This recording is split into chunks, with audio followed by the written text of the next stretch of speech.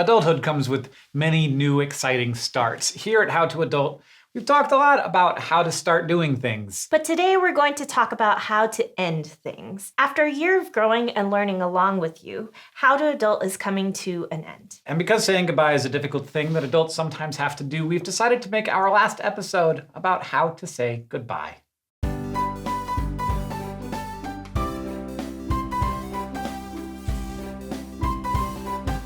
A big part of many life transitions is saying goodbye to people. Whether you're changing jobs or graduating or moving to Antarctica to study penguins, it can be really hard to say goodbye because it feels really final and uncertain. So we're going to talk about some tactics you can use when you're handling a big change. The easiest way to bid farewell if you're pretty awkward about goodbyes is these days called ghosting. In the dating world, it means you just suddenly cut off contact with the person you were seeing. But ghosting also applies to friendship goodbyes as well. Ghosting is definitely the way you want to go if you're looking to avoid any hard conversations or emotions. Gross, right? But really, ghosting isn't the greatest option if you want to be considerate of other people's feelings. If you're in a situation where you feel like you're in danger, your safety is always going to trump someone else's emotions, and you should never feel bad about ghosting in those situations. But if you're not in danger, we encourage saying goodbye even if you feel weird about it. It's healthy to acknowledge it if the change might be a little sad,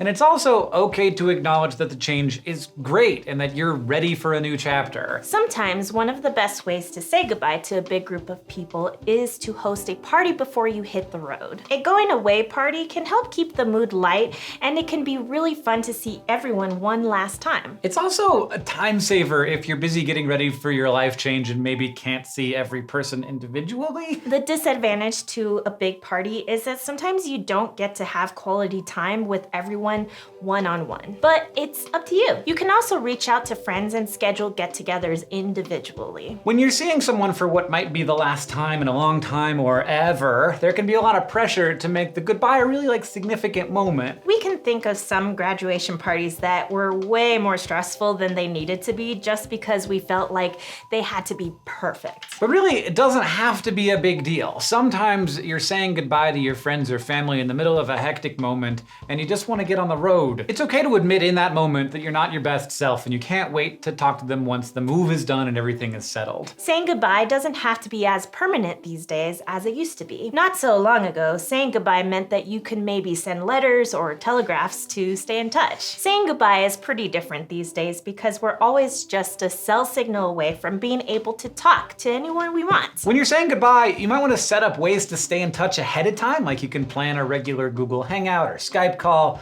or text each other, or send silly Snapchats. Digital communication isn't a replacement for seeing your friends, but it can really help you stay connected to each other's daily lives. There's also something to be said for mailing postcards back and forth. It can feel really meaningful to have a physical object sent by someone you care about.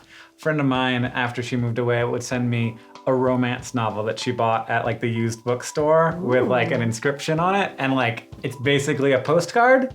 I like and that. I'm not gonna read the romance novel, but it's basically the same price as a postcard, though the shipping is more. We've had a wonderful time bringing you How to Adult. I have really enjoyed getting to hang out with you a bunch, and Sam and Sarah. This has been really fun. I'm bummed that it's kind of ending. I will still get to hang out though. We still live in the same place. I still work for DFTBA, so I'll see you there's that. fairly regularly. That's good. And I had a really good time getting to know you as well, and dressing up in cool costumes and having strange dance parties with people down here. Holding giant tax forms and dressing up as an X-Wing fighter to do the Halloween episode. It's been really great. That's good.